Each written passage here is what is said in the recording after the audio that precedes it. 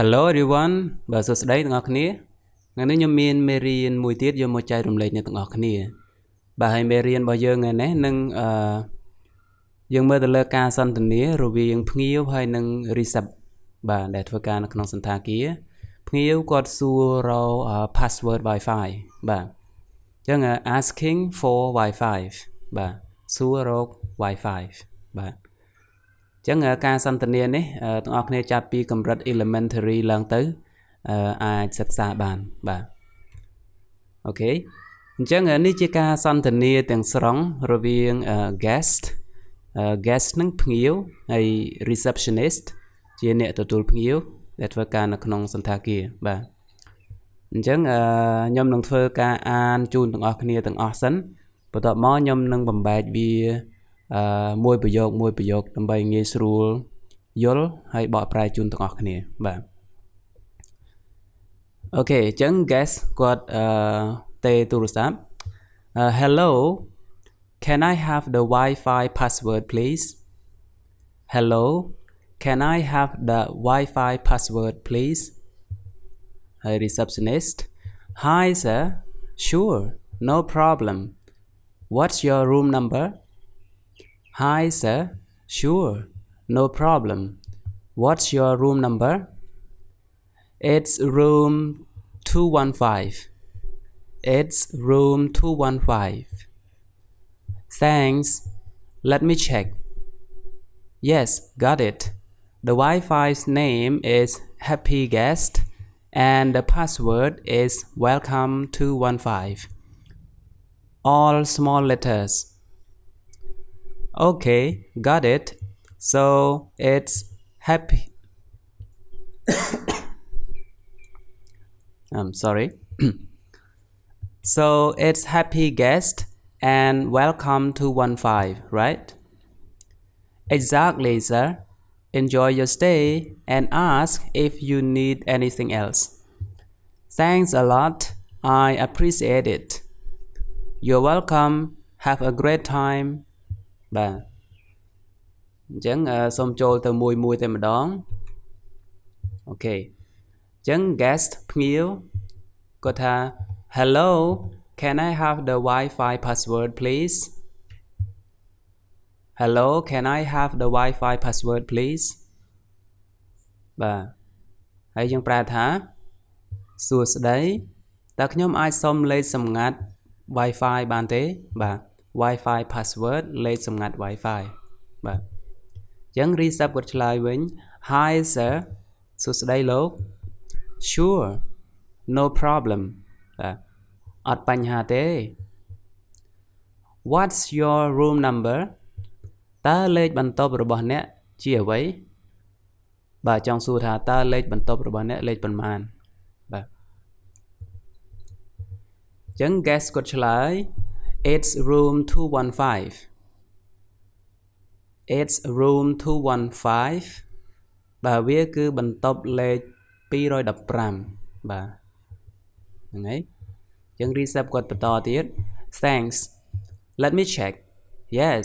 got it The Wi-Fi's name is Happy Guest and the password is Welcome 215 all small letters Okay thanks អរគុណLet me check Let me check យើងប្រែថាឲ្យខ្ញុំពិនិត្យមើលសិនបាទ Yes got it បាទទទួលបានហើយអូខេ The Wi-Fi's name is Happy Guest បាទឈ្មោះ Wi-Fi គឺ Happy Guest and the password is Welcome 215ហើយពាក្យសម្ងាត់គឺ Welcome 215 all small lettersអក្សរតូចទាំងអស់បាទ small letters អក្សរតូចបាទ all ទាំងអស់អូខេបន្តទៀត guess គាត់និយាយទៀត Okay got it so it's happy guess and welcome to 15 right អាហ្នឹងគាត់បញ្ជាក់ណាបាទគាត់ថា Okay ដូច្នេះវាគឺ happy guess និង welcome to 15មែនទេបាទ right មែនទេចឹង receipt គាត់ឆ្លើយបន្ត exactly sir បាទ ត្រូវហើយលោកបាទ enjoy your stay រីករាយនឹងការស្នាក់នៅរបស់អ្នក and ask if you need anything else ហើយសូមសួរប្រសិនបើអ្នកត្រូវការអ្វីផ្សេងទៀតបាទ need anything else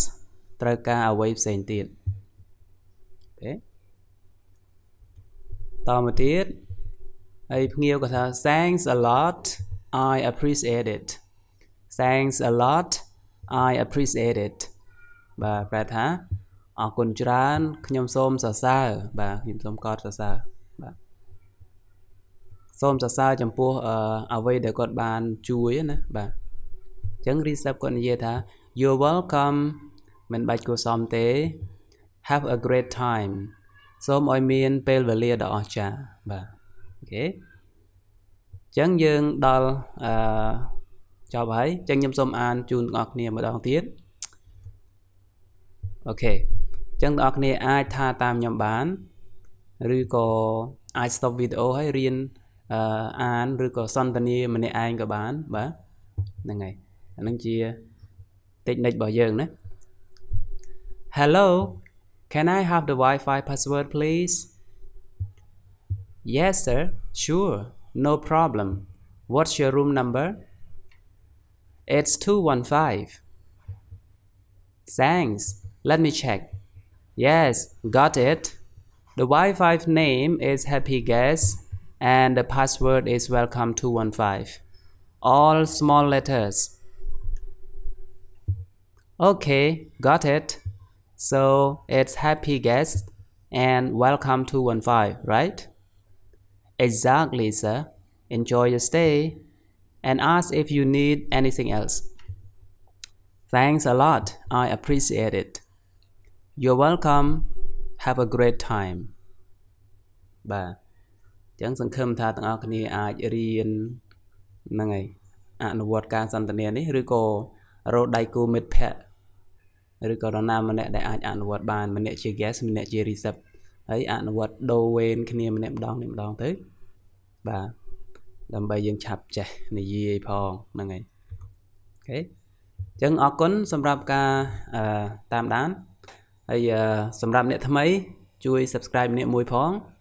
ខ្ញុំមានវីដេអូមេរៀនថ្មីប្រចាំថ្ងៃបាទរាល់ថ្ងៃបាទហ្នឹងហើយ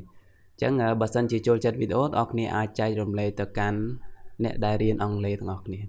អរគុណហើយជួបគ្នាវីដេអូក្រោយបាយបាយ